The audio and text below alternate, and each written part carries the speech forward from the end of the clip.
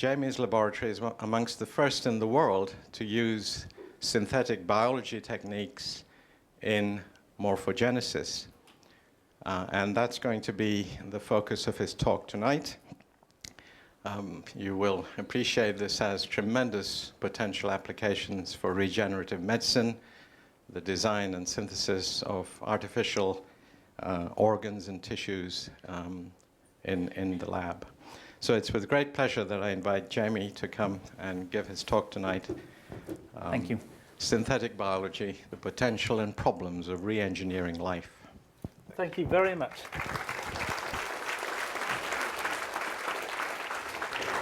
Thank you very much for that generous introduction and for the honor of being asked to be here speaking.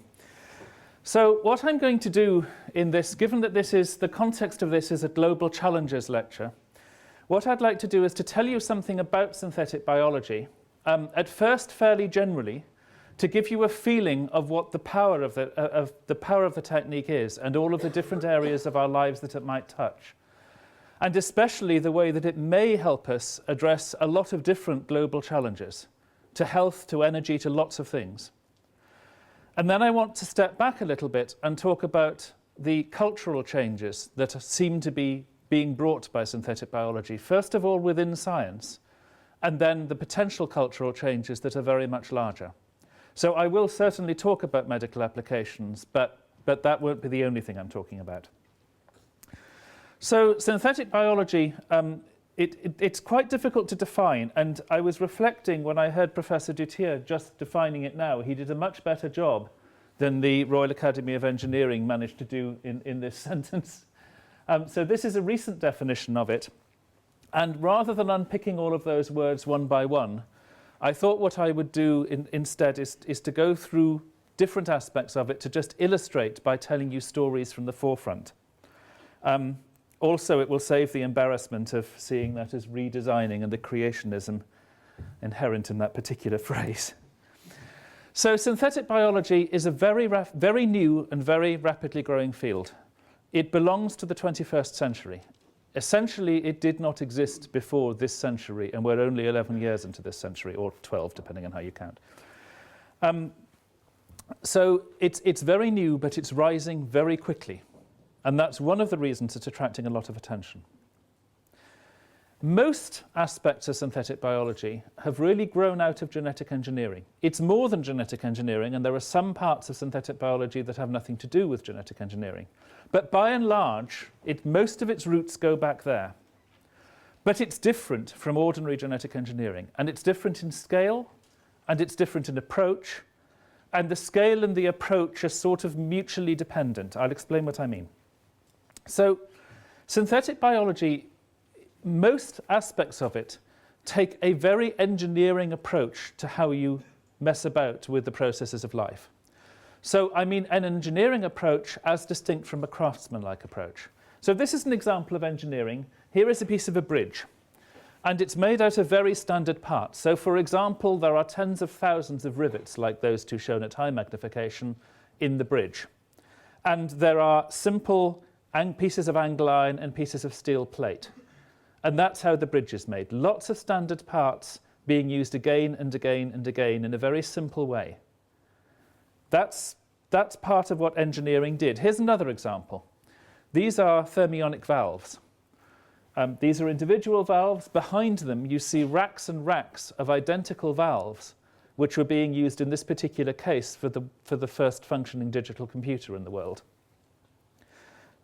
Again, the whole power of this is that once the modules are made, they were just being used again and again. Or in a more modern kind of engineering, again, computer engineering from a few decades later, we have memory chips, standard components that are just used again and again as simple modules in a very interchangeable way. This is the essence of industrial age engineering. This is the difference between a craftsperson who will, say, make a pot on a potter's wheel or will knit a handmade scarf, and an engineering approach where you go and you buy standard components from a hardware shop, metric nuts and bolts of all the same thread, and you put them together in a very standard way. These two walls, I think, in a way, epitomize the difference.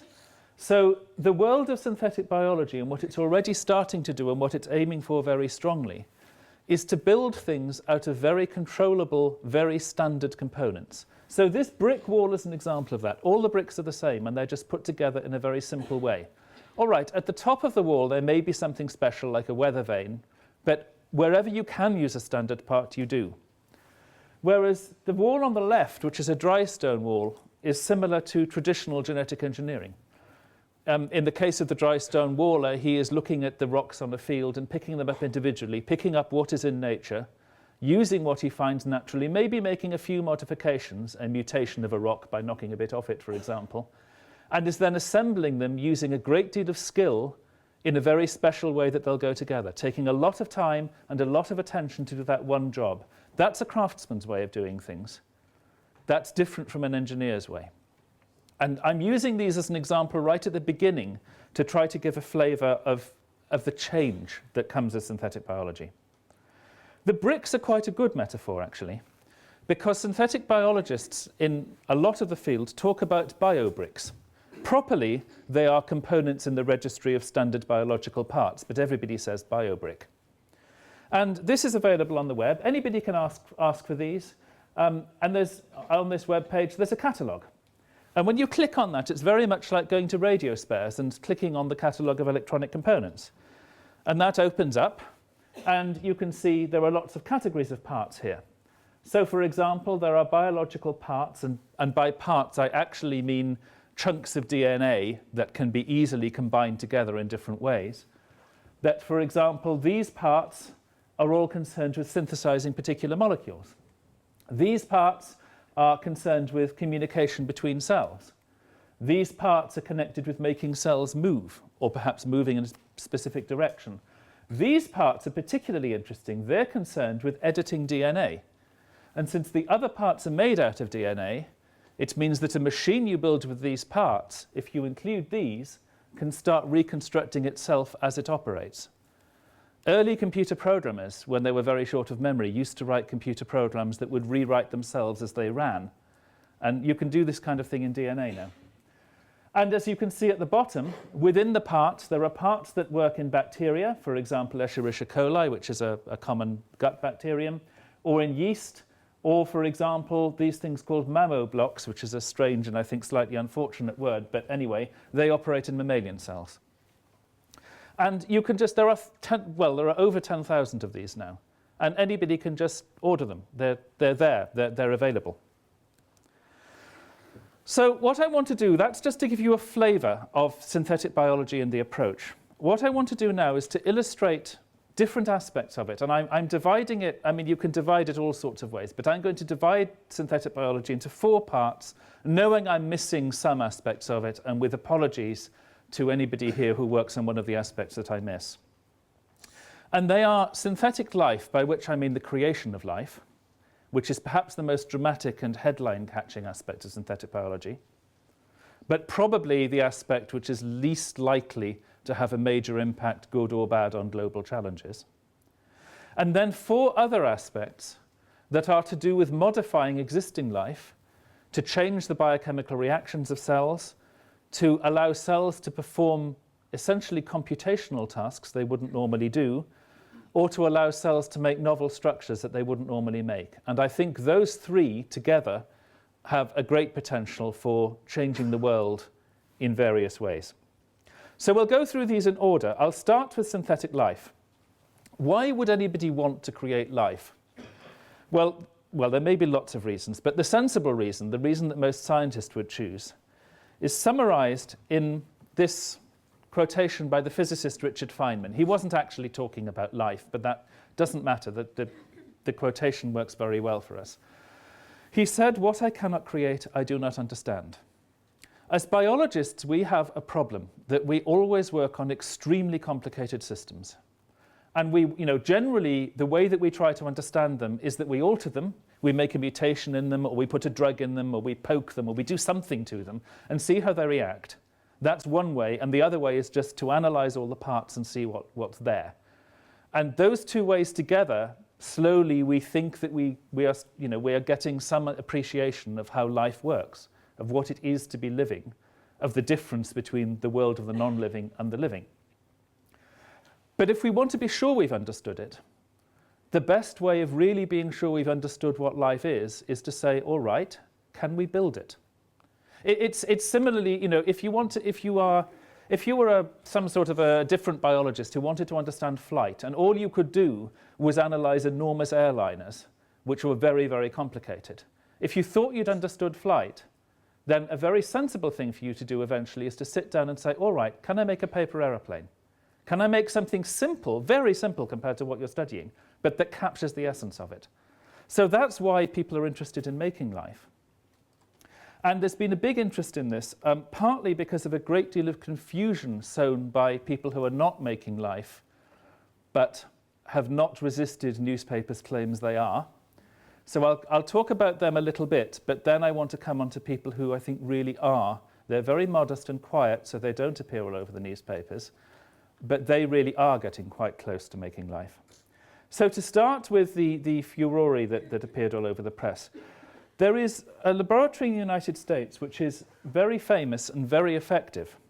It's run by Craig Venter, and they made their name for making extremely efficient ways of sequencing DNA, of reading DNA letter by letter right the way through a genome.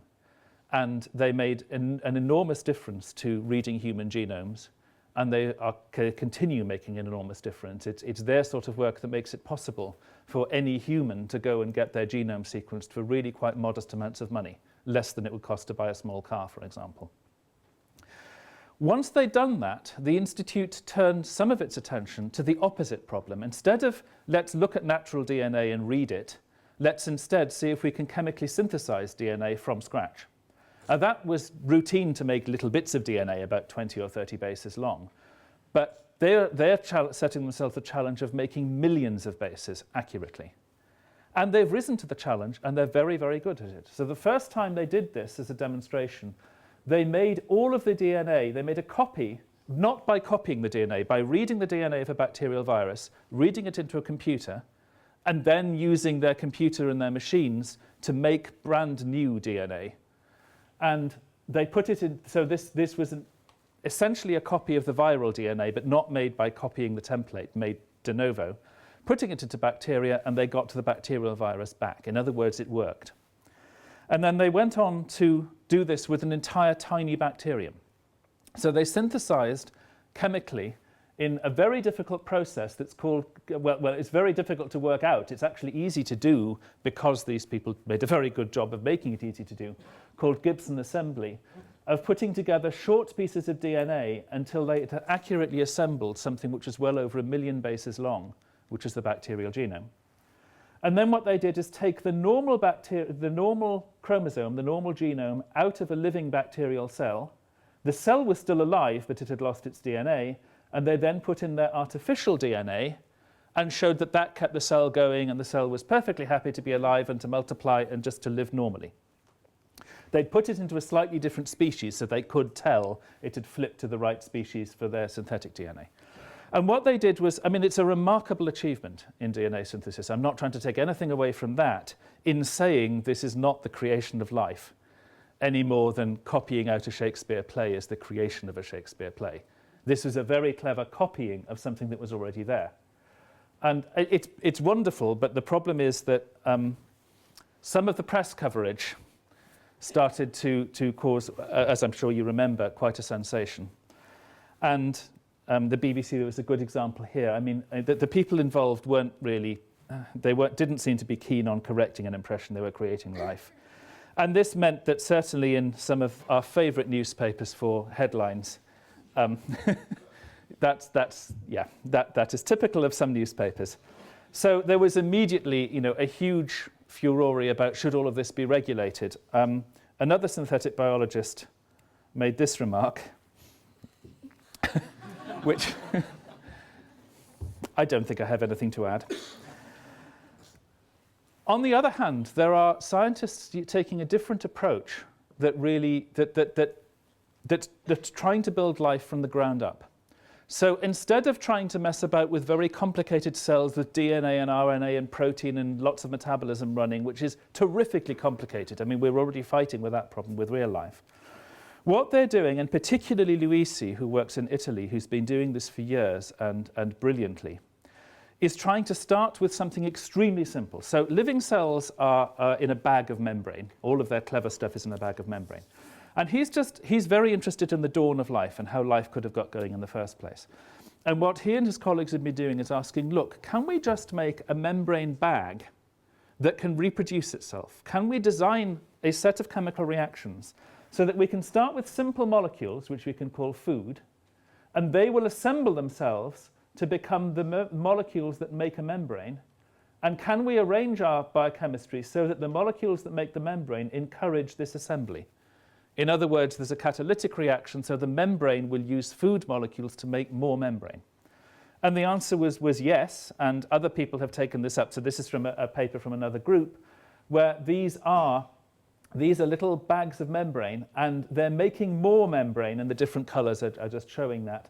And then the membranes are splitting off, and then each of those goes on to grow to make more membrane. So what you end up is, you start off with a couple of little bubbles, essentially, of membrane, and as long as there's food there, they reproduce themselves, bud off, grow, reproduce, bud off, grow, reproduce. It's not, this is not a cell. It doesn't have genetics, and it doesn't have lots of other things, but it maintains itself and it reproduces itself. That's starting to touch against the boundary of life.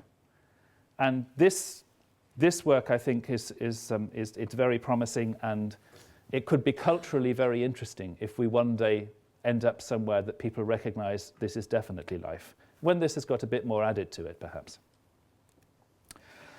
So leaving that culturally interesting but probably not very practically important side, and that's, creating life is really for basic science. There are the other sides of synthetic biology that can meet quite closely some global challenges. So one of them is novel biochemistry, and there are two aspects of this. There are two reasons that you may want to reprogram the biochemistry of a living thing. One of them, well, that's the same reason really, to make something you want. But one of them is connected with making molecules that you only need small amounts of them, but they're very, very valuable. And the other one's the opposite. It's something you need a huge amount of, such as fuel for transportation, and you want it not to be financially valuable at all. You want it to be cheap. So they're slightly different problems. So to take the first one first, low volume, high price products. The advantage of making these kind of things is that there's enough money to be made out of it if you do it well, that there are people interested in funding the development of synthetic biology specifically for this. And there's a wonderful example of a real project in this, which is to do with fighting a very, very major global challenge, which is malaria. So malaria, although in Scottish climates we're lucky enough not to have it, in a lot of the rest of the world it's endemic, and it kills about 1 million people a year. That is a lot of people. There are drugs that can treat malaria, but there's a growing resistance problem. And there's also probably going to be spread of malaria northwards because of climate change.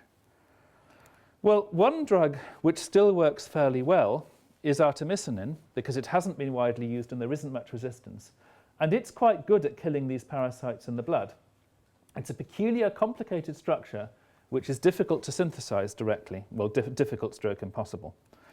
And it comes from this plant, Artemisia, which has got a complicated biochemical pathway to make the drug. If you like biochemical pathways, by all means look at that and be impressed by the plant. If you don't, all you need to take away from this is it's a complicated pathway. And this is the only organism that we know about that can do this. And it's not a very tractable organism. It lives in awkward places and is relatively rare. So what J. Kiesling, who is one of the founding fathers of synthetic biology, did was think, okay, can we take an organism that's very tractable and we know how to handle, yeast, very similar to the sort of yeast that is used in food and beer production, and can we turn yeast into something that can make this drug? So what he and his team did is identify in the perfectly normal metabolism of yeast, so this column going down here is just a series of biochemical reactions that all yeast do, it's completely normal, a precursor that if you add enzyme activity from plants, particularly from that one particular plant, but there's other sources too for some of these enzymes, then you can divert some of this from its normal pathway in yeast to making a sequence of molecules that gets you almost to your drug. It actually gets you as far as artemisinic acid, and chemists can turn that into the drug. So that's okay, getting this far is enough. And this is exactly what they did. So they used genes from other creatures to put into the yeast cells a complete biosynthetic pathway that could now make the yeast make a molecule it could never have made before, miles away from what it evolved to do. And the yeast work, and they grow, and they churn out this drug precursor. And it's very valuable. And, you know, there's a company that he directs making the drug, and also trying to do exactly the same trick for a lot more drugs now. That's an example of how synthetic biology can interact directly with one form of global challenge, malaria, and do something that chemists couldn't do, and do something that we wouldn't want to do from the original plant because we don't want to go tearing down rainforests and things to get hold of plants, when we can instead think, that's a brilliant plant in the rainforest, let's leave it alone, but use some of its genetic tricks in a great big vat of yeast back in the first world. The other sort of biochemical trick is that people are working on intensively, including a very interesting group in Edinburgh, led by Chris French, is to produce high volume molecules that are low value, and that's for biofuels. Now, the problem with biofuels is that the existing way of making biofuel, which can be summarized more or less as plant a field of maize and harvest it for fuel, that's got two problems. One of them is that generally ethanol is the kind of fuel you get out, and most of our transport systems, our garages, our petrol pumps, our cars are not actually suited to ethanol, so we'd need to do an awful lot of rebuilding. The much more serious problem that I expect everybody in this audience is aware of is that biofuels from things like maize have to be grown in exactly the same land that could be used for growing food. Indeed, the maize itself could be used for food.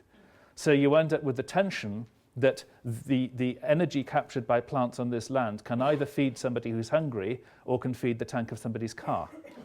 And that's an ethically, well, there's no point in harping on about the point. The point is very clear. What would be ideal would be to have a pathway that could make us a more sensible fuel than ethanol, something that we could already use with our existing structure, something like petrol or diesel, and that didn't need to grow in the same places that we have to grow food crops. So here's one example of that, and there are lots of people working on different versions of it, and I'm not biochemist enough to say which is likely to be best. So this is an example. This is a blue-green alga. It's a sort of bacterium that can use the sunlight to drive photosynthesis. And it already has photosystems capable of catching the energy of light and taking in carbon dioxide and using some clever redox tricks to start fixing the carbon dioxide to turn it into molecules that will produce more of the bacteria. In the red boxes are enzyme systems that have been engineered in by synthetic biologists to hijack some of this flow and to turn it, instead of what the cell should be doing, to turn it into these things which are feedstocks for biodiesel. The advantage of doing it this way is that you don't grow blue-green algae in the same kind of places that you grow maize. If you want to grow lots of these sort of things, you want areas with really high sunlight, for example, a desert, where you're not going to get cloud and rain getting in the way. And it's also quite nice to have a source of industrial carbon dioxide, which sort of solves two problems in one, because if you can take the CO2 from something you can't help producing it, for example, roasting limestone to make concrete, then you can feed that in as something these plants want, and they'll fix it and make diesel for you, as long as you've got the sunlight. So this isn't competing with food production, this kind of approach at all. It's another example of how synthetic biology can, in principle, meet a global challenge. At the moment, I'm only talking about positives. I'm aware of that. We will balance that towards the end. Another aspect to synthetic biology, which, again, it seems as if it's going to close, as I describe it, down to the interest of a few scientists in their labs, but I think it'll broaden after that, is constructing systems that do sensing or computation. So what I mean by that, there's a great stunt that some people did a few years ago to demonstrate this, and I just love the idea, which is why I'm using it. It's practically useless, but it's just wonderful. They took some ordinary E. coli, the gut bacteria, and they engineered in a light receptor from a different organism in such a way that it controlled the expression of a gene that makes an enzyme which, in the presence of the right molecules, makes a black pigment. So if you just get an agar plate and you cover it with a bacteria and you shine light on it, you effectively have a bacterial photographic film. And you just wait for a while, and in this case, because they knew where they wanted to publish, They shone the word nature on the plate, saw it develop in a couple of hours on the bacteria and quickly sent their paper off. And it was, of course, published there. It's an example of I mean, it was a lovely stunt to show how easy it is to do this kind of thing, to put a novel receptor into an organism and have it respond. Other things that have been done concern the creation of logic elements in bacteria. And somebody working in my lab got a PhD doing this a few years ago. So in this slide, the right-hand column shows a Boolean truth table. So if you've studied the sort of Boolean algebra, or if you've done the sort of tech studies in school that involves messing about with digital electronics, you should recognize these. And these are the truth tables for Boolean functions like not or and, or the bottom one isn't Boolean, the bottom one is a memory. It's a set reset latch. And the middle column shows the traditional electronic way of writing these. If you're summarizing electronic components, these are the symbols. The left-hand column is the unusual one. These are synthetic genetic circuits that do exactly what the electronic circuits do. They do it more slowly. They do it in biological time. They switch in 20 minutes, not half a nanosecond. But they do the same thing. People have gone on to make more analogues of electronic circuits. So the top one, which is a switch with hysteresis, this is how things can make a firm decision in the face of a noisy input. Lots of electronic devices do this. Again, the middle column shows the normal electronic equivalent. The left-hand column shows the genetic circuit that does the same thing. And these have all been built. They actually work. These are not just pie-in-the-sky sketchings. They work. The middle one is a pulse generator, so it generates a short pulse in response to a long-term change of conditions. And the last one's an oscillator that just goes tick-tock forever. There are more of these. I mean, I don't want to just keep on showing slides of them. But the point of having all of these is that with having receptors like the light receptor and like receptors for different chemicals so that cells can communicate with each other, logic elements like these that can be hooked up to the receptors, and then the systems I've already talked about, like the ones that do enzyme reactions to make biofuel or that make drugs, we can start to connect these together so that cells can sense what is around them or sense signals given to them by people trying to control them, pulses of light or small molecules, and can change what they're doing according to what they perceive. And this is where synthetic biology really is building quite complicated systems that are capable of having feedback loops and capable of looking after themselves. And that kind of thing can add another level of complexity and robustness to the sort of thing I've already been telling you about. The last aspect is making novel structures. And again, there are two reasons for doing this. One of them is to help basic research, and the other one is applied and is to do with engineering tissues. So for basic research, we're interested, lots of developmental biologists are interested and have been for centuries, in the question of how can you go from something as simple as an egg to something as anatomically complicated as the fish that you're seeing develop on this screen as time goes by. And it's been a puzzle for a very long time. One of the things as we've studied it that has become very annoying is that development is complicated. So for example, this horrible slide shows what's called an interaction map of one molecule which is involved in the development of one silly little bit of one mammalian organ. It's a little bit of kidney. And somewhere in the middle here, there is a little blob symbolizing the molecule we're interested in. All of the other little circular blobs are other molecules, and the lines just map interaction. So there are an awful lot of molecules interacting with an awful lot more. Remembering that when we take alternative splicing into account, there are something like 100,000 different proteins, it means that we've got about 100,000 of these things to worry about. I don't know what your reaction is, that's mine.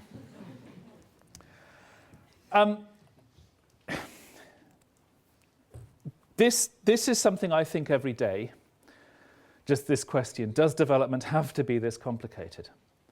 And there's a reason to think, well, maybe it doesn't, because we're dealing with messy, evolved systems here. And if I can just illustrate that with a parable. I'm sure you've seen this. Some guy, and it usually is a guy, shopping in a supermarket, using a mobile phone to be told from his better half what he should be buying.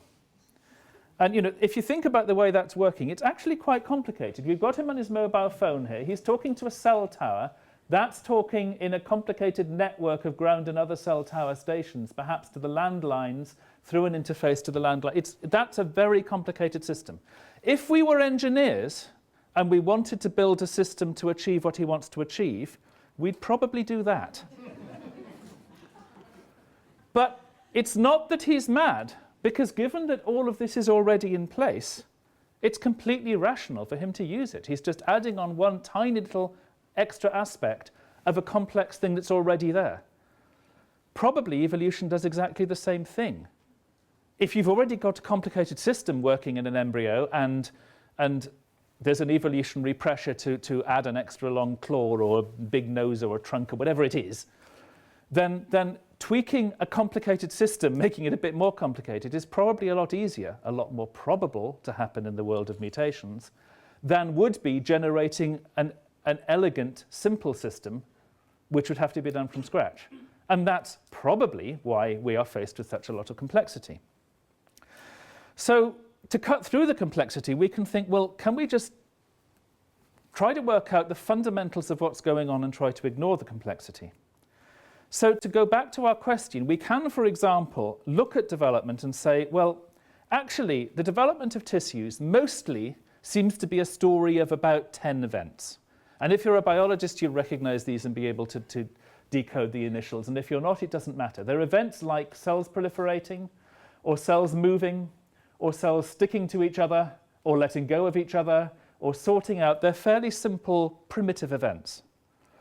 And there's a perfectly plausible argument that almost all of our making tissues is just cells running these behaviors in different orders and to different extents.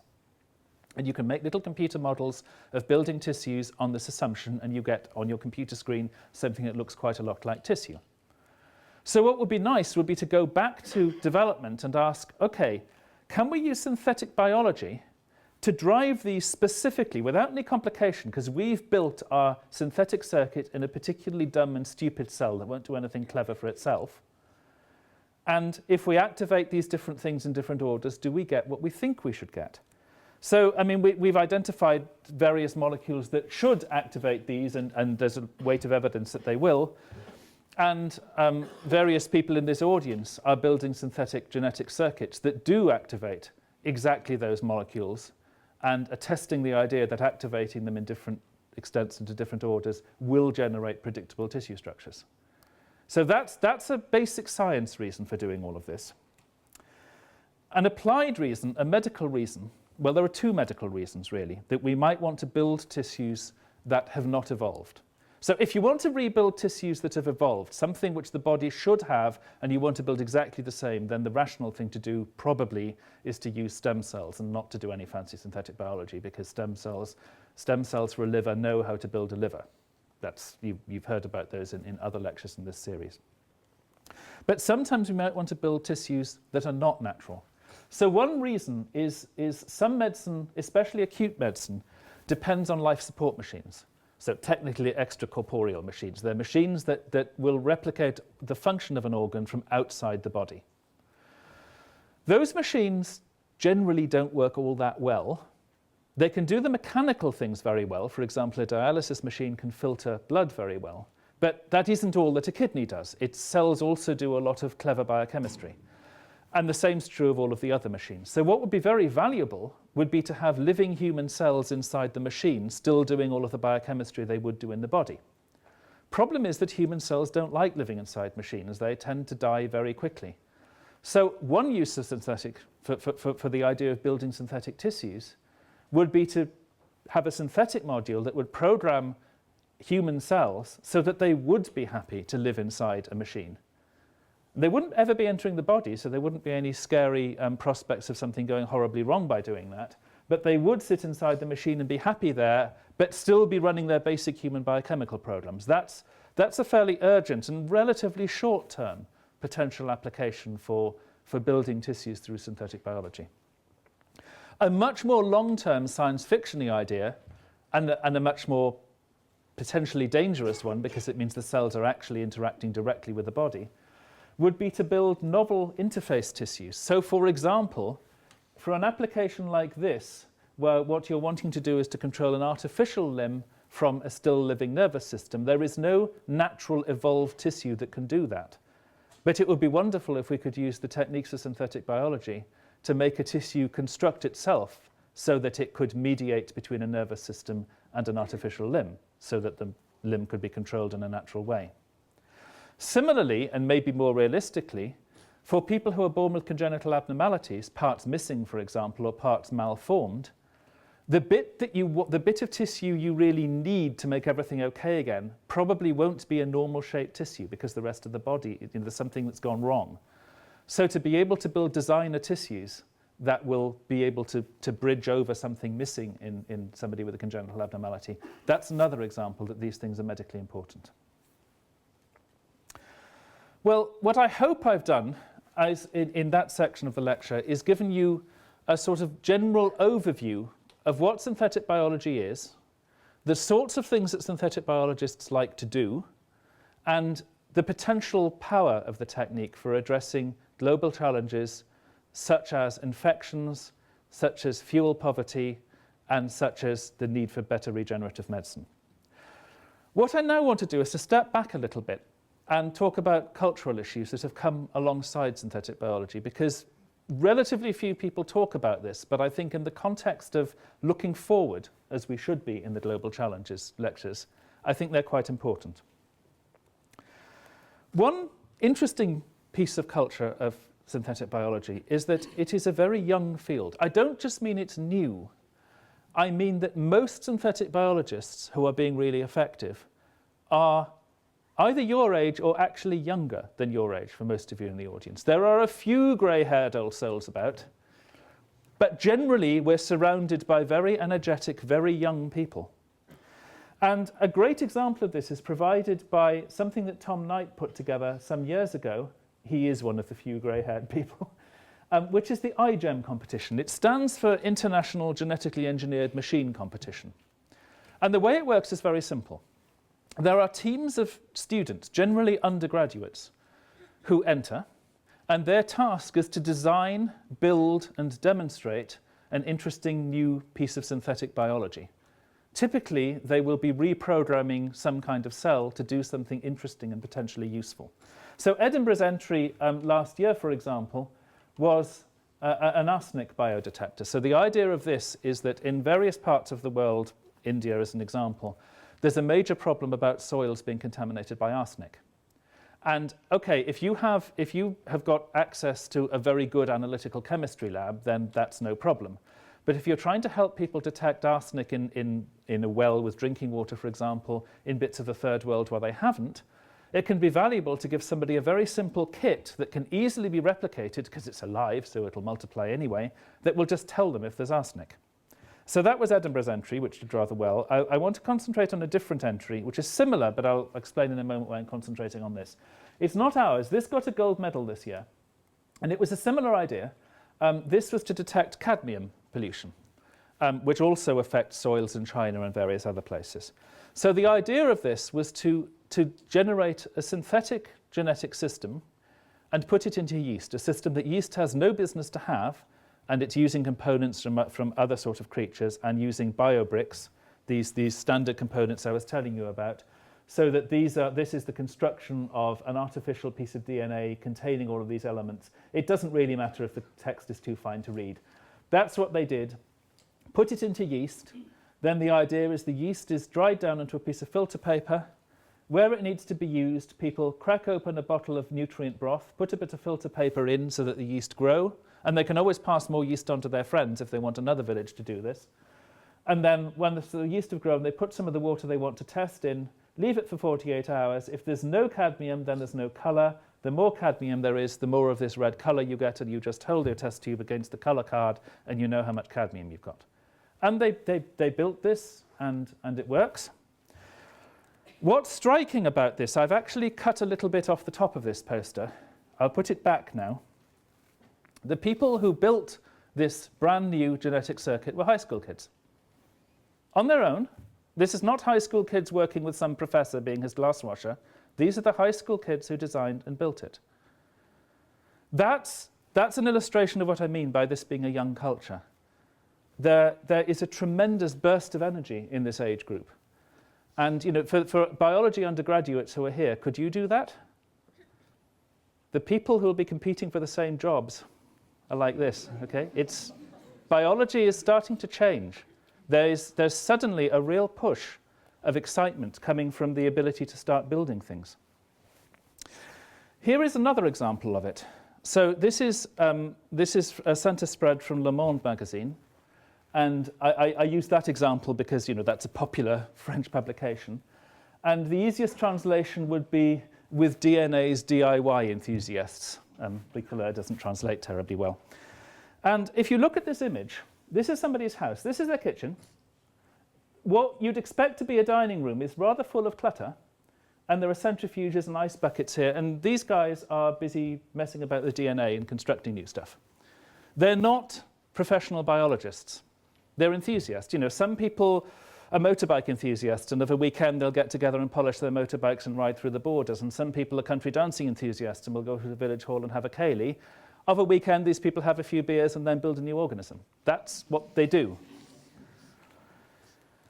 There is a worldwide community for this. DIY Bio is the name. There are labs. There are people do it in their own garages. They do it in each other's houses. There are some community labs. For example, in Manchester in the UK, there is a lab which is co-owned by a bunch of people who pay a subscription, and they can go along and they can do more or less what they like. I mean, the safety people try to keep a bit of an eye on it, but there's a limit to what you can do. And there are web, there are podcasts, there are discussion groups, people get their own education programs going. The community of non-professional biologists who are really involved in this call themselves the Biocurious community. So if you want to find them, just Google for Biocurious. But be careful how you spell it, because one dropped letter gets you very different websites.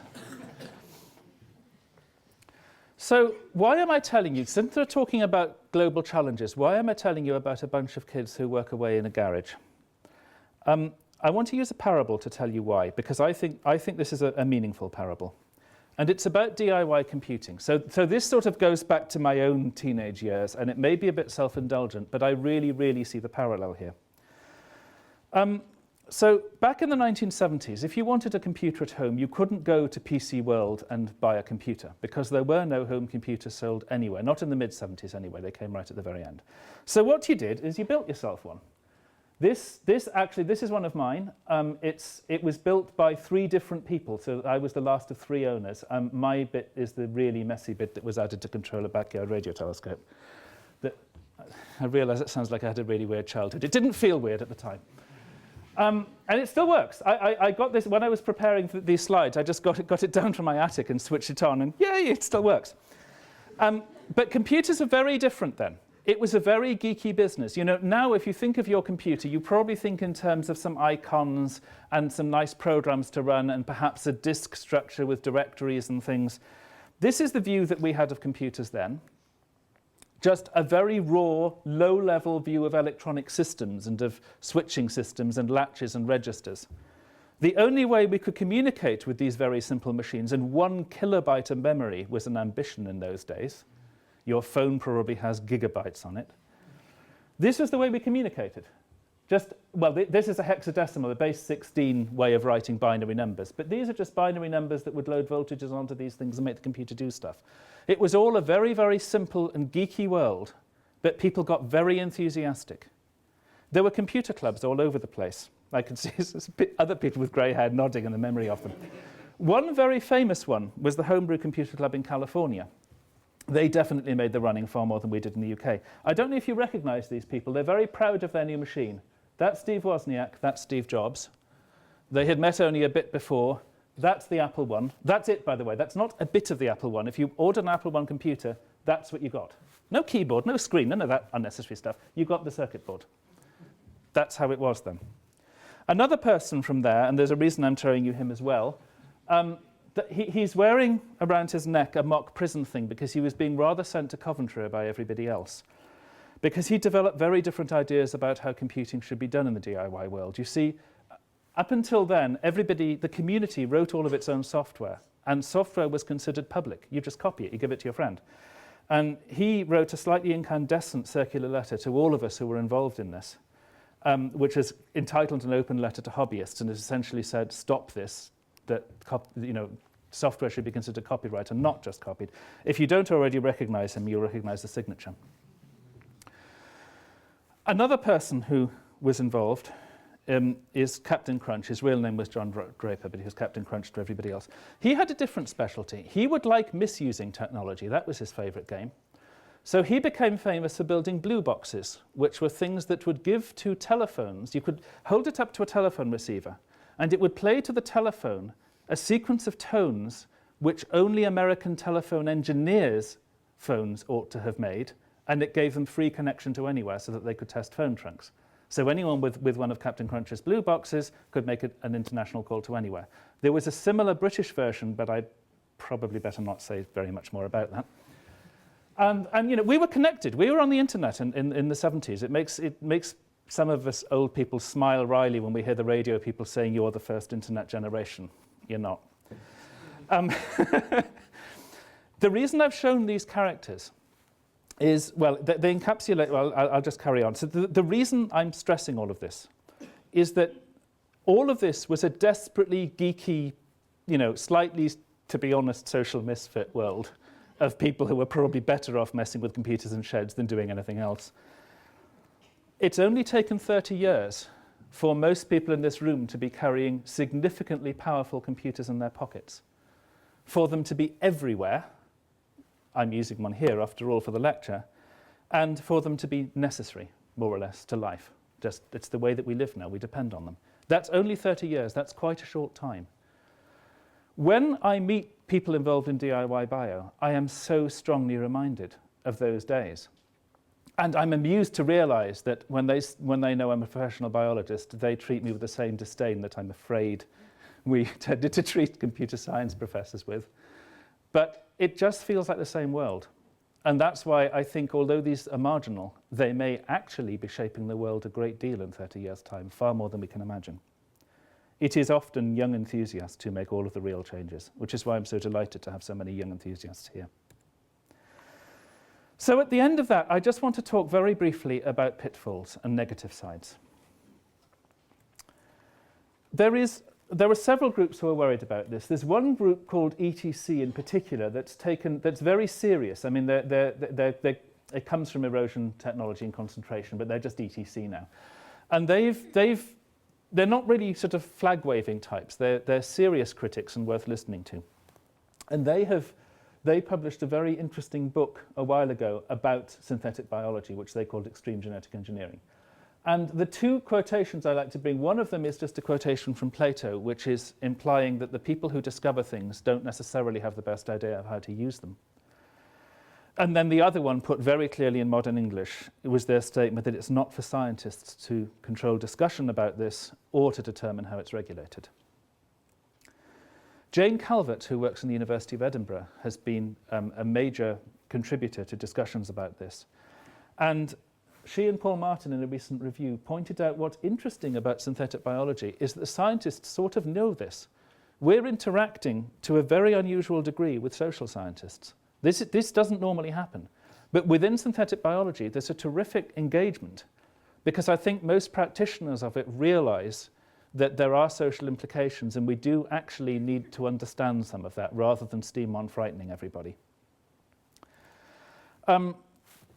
Recently, some British research councils produced this, which is a synthetic biology dialogue. And they had long sessions with representative members of the public where they were asking them about synthetic biology. And several things came out of it. One of them is that the public considered synthetic biology to be a much bigger step change in technology than biologists do. When you talk about this to biologists, they normally, it's just more genetic engineering. Yeah, you're doing it, it's a bit bigger, big deal, move on. They just see it as an extension. And I must admit that so do I, or so did I. And I was thinking about this, thinking, why do the public see this as so different? And I'm just seeing it as just a bigger version of the same. Well, this is another analogy. These are two vehicles, 1890s, 1920s. As a scientist, I see essentially the same thing. Look, it's a four-wheeled vehicle that's based on an internal combustion engine running the Otto cycle. It's the same thing. Okay, that's got a few little embellishments like a roof and a seat, but it's essentially the same thing. Scientifically, nothing very much has changed. This one was being produced by craftsmen working in a very painstaking, slow way. This, which is the Model T Ford, of course, was produced in an assembly line with very, very high throughput. The public, well, one section of the public will look at the car a different way. They won't be worrying about whether it's an Otto cycle internal combustion engine, as a techie type would. What they will see is that in the first era, there was hardly any impact. There's the occasional eccentric in a London park, and everybody else was still using horses. By the second era, where the car hadn't changed, but the means of production had, there was a massive societal impact. And having thought about this, I think actually the public are right, and we scientists are wrong. There is a big impact coming from this. And noticing the science is only changing incrementally doesn't mean that the impact won't be big, because the rate at which things are coming increases. This kind of industrialization changes society. It also changes practitioners. I mean, I think of this as a biologist. Biology is a craft. We spend a huge amount of time, all biologists spend a great amount of time in education and in training. We become allegedly highly skilled. We at least allegedly spend a lot of time thinking very carefully about our experiments. This is clockmaking. This is in the craftsman era. This is in the era of mass production. I think I'd know which one I'd prefer to be, which one I think would feel more fulfilled, which one would be getting a better life, at least for the time that he's at work. But yet, what we're doing with synthetic biology is quite possibly pushing a lot of biology from here to here.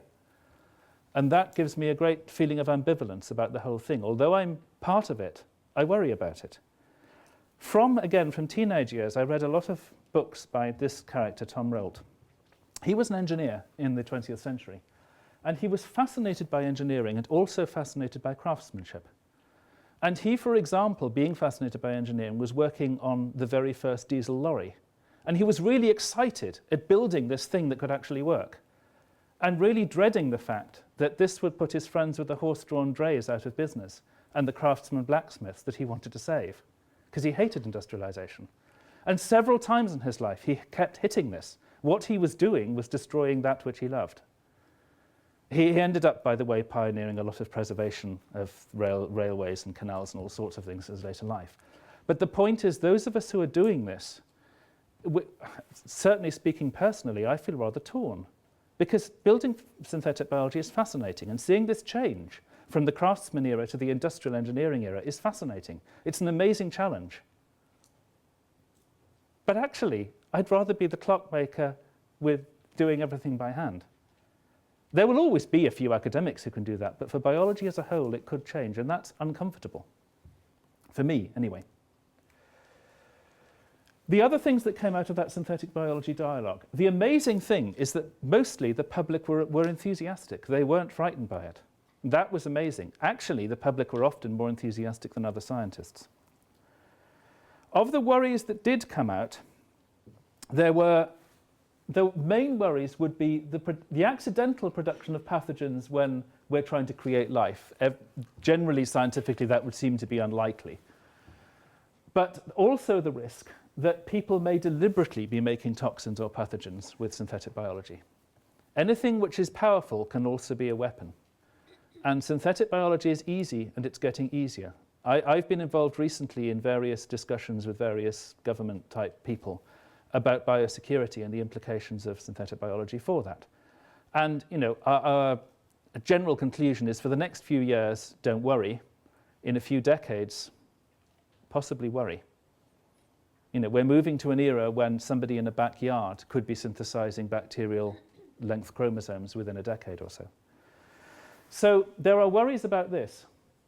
And then there's another kind of worry, which is the reason that I showed Bill Gates's photograph, which is, if we end up in a world that our food production, our energy production, a lot of our drug production, and maybe parts of our own bodies, for some of us anyway who need them, are made by synthetic biology, who owns it? Who owns us?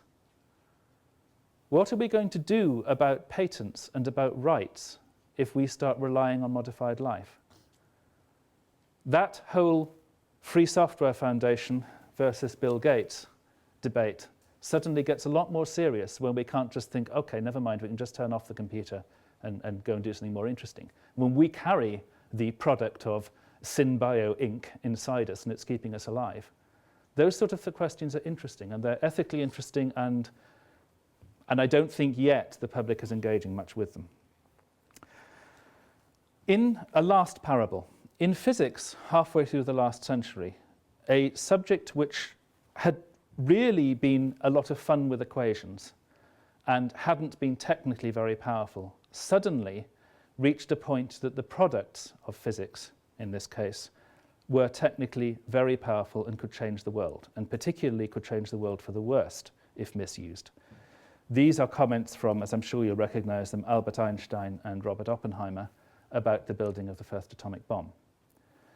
And the point that, the physicists have known sin, the fact that a science can end up changing the world in a very scary way, theirs was the first to do it. They've been through it. I hope as biologists, now that we may be reaching an era when our technical abilities start to be so strong they'd better not outrun our humanity. I hope that in that era we can learn from the lessons of the physicists who came before us and try to avoid some of their mistakes. I can't tell you what to think about any of this. That's up to you. Thank you very much for listening.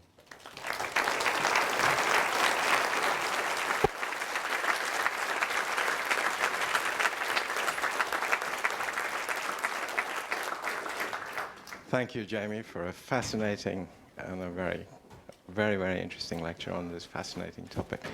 I'll open up the lecture to questions. If you have a question, please raise your hand and wait for one of these microphones to reach you. Questions?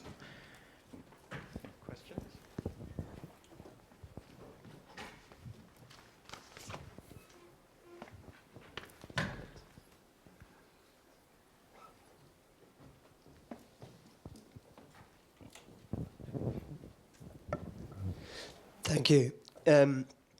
Given the difficulty that a lot of people are going to have in understanding just exactly what synthetic biology is, and given the potential for change that it has, whose responsibility is it to be introducing controls, and can you see any control that might be effective on the rate at which this develops?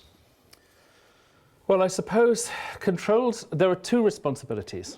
There is a voluntary control that each scientist can exercise themselves not to do something dangerous and stupid. And then there is the society level of control that's generally mediated at government level. And it's noticeable, I mean, this came from a British government initiative of going to talk to the public. Essentially, this document was the British government saying, what do our public want us to make of this? Do they want us to shut it down? Do we steam on and not tell them anything and then have a genetically modified crops fiasco, which is, I mean, that's what happened there.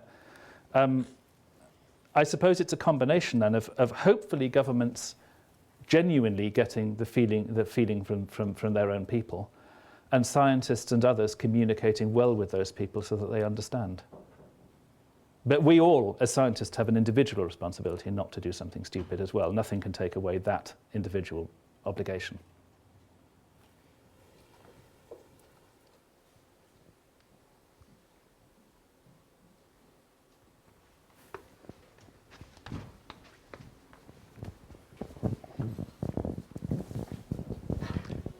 Thanks for the talk. Do you possibly think that, do you think the analogy with the Homebrew Computer Club really kind of encompasses how powerful the DIY bio people are as individuals once considering what they're working with?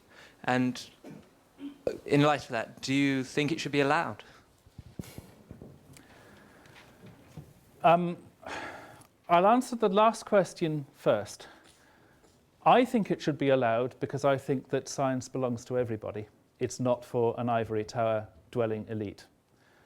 That may be shaped by my own background and the home computer clubs and all of that, general messing about. But I think there's no point in saying it's not allowed, because there'll just be there'll just be a sort of black market in bio tools. It will happen because people are that enthusiastic. As for how powerful, At first, nobody's going to be at all powerful with it. They weren't in the homebrew computer clubs. It's the knowledge they gained that became powerful. And I think what the DIY bio community is doing, it's not so much that people will build very powerful tools in that community, but what they'll do is learn in that community and have ideas and meet up, and then be able to launch much bigger initiatives that would probably look an awful lot like Apple and Microsoft, to be honest. Does that answer your question? I'm not... Yep.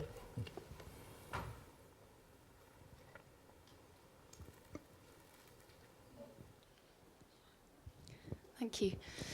My question is about the analogy between the homebrew computing, again, and the synthetic biology. I think probably when your generation were messing around with computers and machine code, you understood a lot about the fundamentals of computing that perhaps younger people don't, because we're all used to just having icons and things magically happening and us not really understanding. Do you think there's a danger with the progress with synthetic biology that the same thing will happen, that we lose sight of how biology actually works and end up just doing fancy things and forgetting to discover how everything actually works?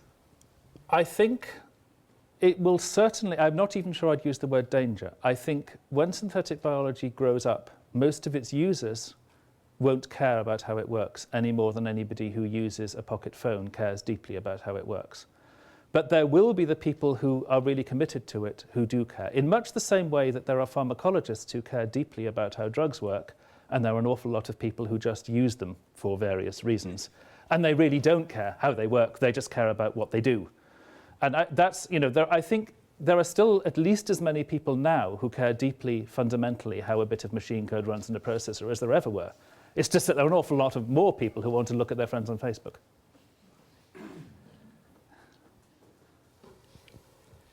Yeah, I'd just like to pick up your final comment on your talk about who owns the outcomes of all this, and your reference to genetically modified crops and things, and what has been learned from the discussion and debate so far, because the subtext, as I understand, one of the issues associated with genetically modified crops is that someone will patent the modification and therefore will seek to make money out of the availability of these crops as they are mushrooming across the world.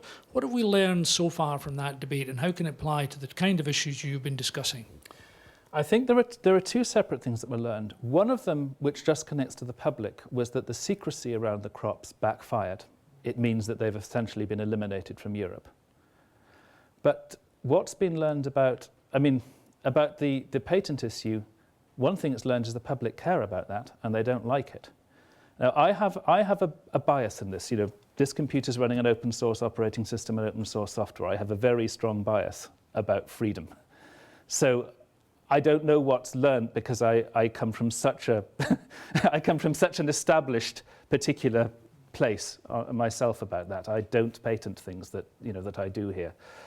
I hope what is learned is that there may be other ways of making money. So to talk positively, to pursue that computing analogy again, there are companies like Canonical who produce an operating system called Ubuntu, which is a free operating system, but yet they make a huge amount of money by supporting people using it. So they're not locking it down, they're not patenting it, they're saying, copy it, give it to your friends, give it to their friends. If you end up as a heavy user and you need help, here's our helpline and here's a monthly subscription if you want it. And they're making money.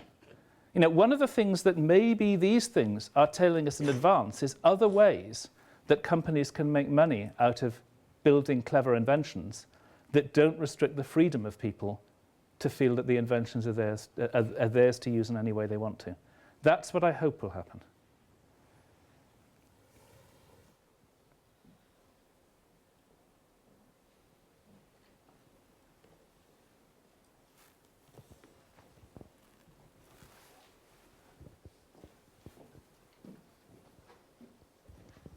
Hi, thank you for your talk.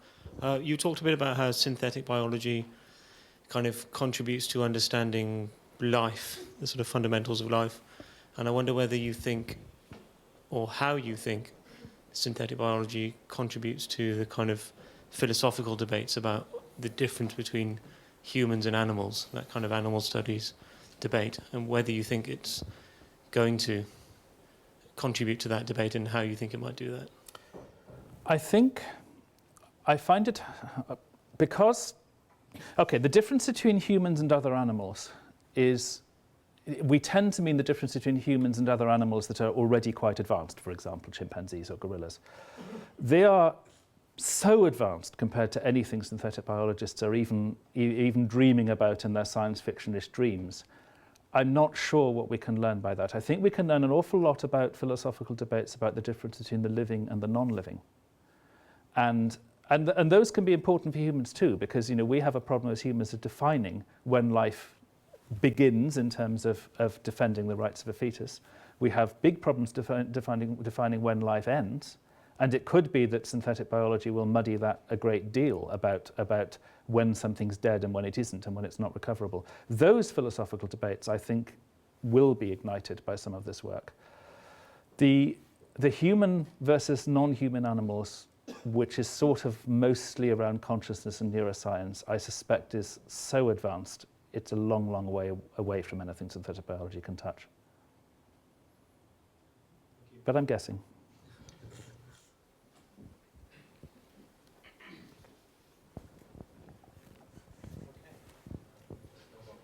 Jamie, let me thank you again for a very interesting lecture.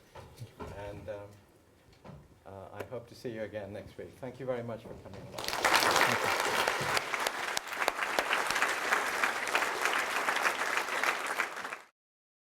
This production is copyright the University of Edinburgh.